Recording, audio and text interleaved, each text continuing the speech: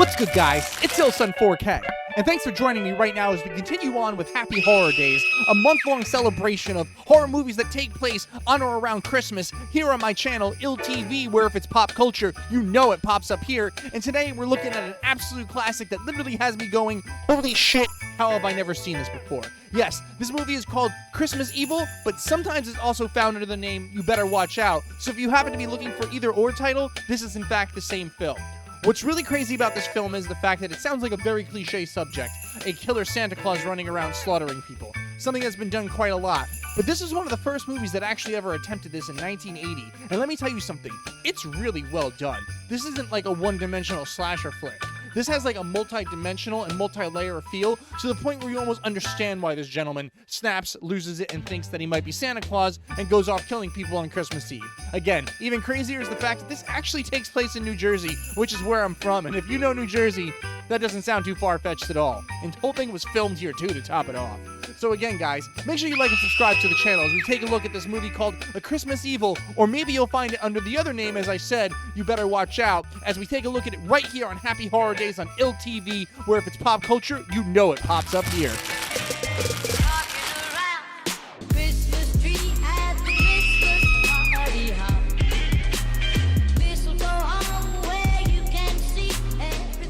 The plot of this film actually starts on Christmas Eve 1947, where young Harry, our main character, sees his father dressed as Santa Claus groping his mom. Now, he doesn't know that this is his father, so he has this skewered perception of Santa Claus pretty much his whole life as we fast forward to him as an adult in present time, 1980, where he works at a toy factory at a low-level position and more or less is taken as a joke. We see him have someone ask to cover for their shift, so that way this individual could go and be with their family, and sure enough, Harry agrees, only to see this guy at a bar, nowhere near his family, basically lying to Harry to get him to cover his shift. We from there see that Harry actually has a sick fascination with being Santa Claus to the point where he goes home and actually has the outfits and kind of dresses up and actually, as creepily as it sounds, checks on the kids in the neighborhood to see who's being naughty and who's nice. And it's pretty cool as he watches these kids, well, not cool, but pretty cool and creepy how he watches these kids with a binocular through the windows and he sees all of them behaving, being good, and writes down in a book if they've been good, and he catches one kid reading a Penthouse magazine and puts him in the naughty book. Yes, this guy has good and naughty books. It's unbelievable. Now, moving forward from there, this individual, Harry, actually ends up possibly getting a promotion at his job and finds out that the people on the other end of the desk are pretty shitty, and he actually has a problem with their charity with the hospital affair to the point where he goes and steals toys from the factory itself and gives it out to the kids because he finds out their ability of donating to them is actually a sham. You gotta watch this to really understand a lot of it, because we start seeing the duality of man with Harry in this whole affair as we watch him slowly snap and turn into the actual Santa Claus. Now, when he turns into the actual Santa Claus, it's great because, as you can imagine, he actually goes on a killing spree and kills a few people that we definitely wanted to see be offed by the time we've gotten to this point of the movie.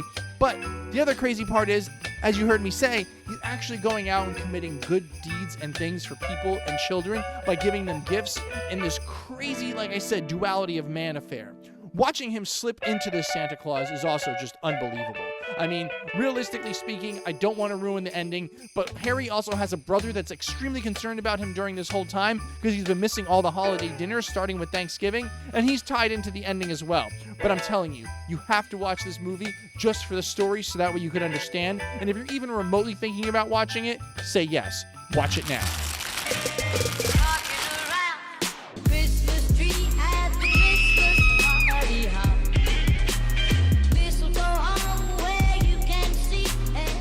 Realistically speaking, this movie blew me away in a way that only a B movie that's trying to take itself just serious enough to not be a laughingstock can be done. I mean, the whole film is actually really awesome and well done. It gets a lot of good reviews on sites, including Rotten Tomatoes, where I believe it has a 75% approval rating, which says a lot for something this old and unknown. Well, the really cool thing about this film that I gotta tell you, though, is everything has a purpose. Nothing happens just for the sake of happening. Everything that happens is to push this main character, Harry, from the first time he sees Santa Claus groping his mom to the current day situation, to push Harry to the point where he finally does snap and go into this evil Santa Claus. And the really strange thing is, it's got this, like, Boston Strangler meets 2019 Joker vibe, where we sort of, like, see him become erratic and lose his mind in the same way that we saw in the Boston Strangler. A lot of quick camera shots, distracting noise, music type of stuff like that. Lots of loud crashes and focusing out and zoning out type of affairs. But we get this like Joker 2019 vibe where we kind of like identify with him in a way where we understand why he's doing what he's doing, and we see the true duality of man, because we almost root for him to want to transform the way we kind of rooted for Joker to become the Joker, and we just want to see him, you know, give it back to everybody who has it coming, but to find out the fact that he's got this duality of man where he's not just trying to create revenge, he's also trying to create joy and give back to the world, because his descent into Santa was not sudden but done over a period of time, to the point where this guy really had over decades to figure out that he's Santa Claus and thought he was. He goes to the children's hospital and he goes and gives gifts to the kids on Christmas Eve, and then that same night he goes on a killing spree. Again, watching him go from one extreme to the other while still finding that balance in the middle to get over his evil is just so cool. And again, it really reminds me of the Joker from 2019. Make sure you comment down below if you feel the same way, because I just can't get over it. The build is so good, the erraticness, the everything, just beautifully well done. I am a huge fan of this film.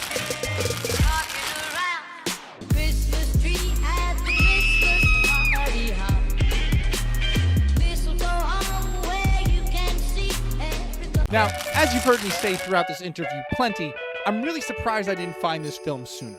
And to be quite honest with you, I was just scrolling through Instagram, and for some odd reason, this film's whatever anniversary showed up in my timeline, and I was like, what is this? I went and watched it and was just blown away, because again, this film makes the fact that it's low budget work in its favor as a B movie. And not every B movie understands that being low budget can work in the film's favor if executed correctly. This is a really darker toned film. This is not nearly as in-your-face or uppity as the other films we'll get on this list. This, again, is a little bit more subtle and kind of fever dreamish at times when we watch him slowly slip away. There's not many films that are really executed like this, let alone using a Christmas theme, so I totally recommend you go and check it out. So again, guys, thanks for watching this review. Make sure you like and subscribe to the channel and stick around all month for Happy Horror Days, which is a month-long celebration of horror movies that take place on or around Christmas here on my channel, ILL-TV, where if it's pop culture, you know it pops up here. Also, don't forget to catch me every Thursday night at 9 p.m. Eastern Standard Time on twitch.tv/ILL-TV4K, streaming terror gaming or horror gaming, whatever you want to call it, every Thursday night. Thanks for watching, guys. Again, make sure you like and subscribe. Remember, it's ILL-TV, where if it's pop culture, it pops up here, and have a happy holidays.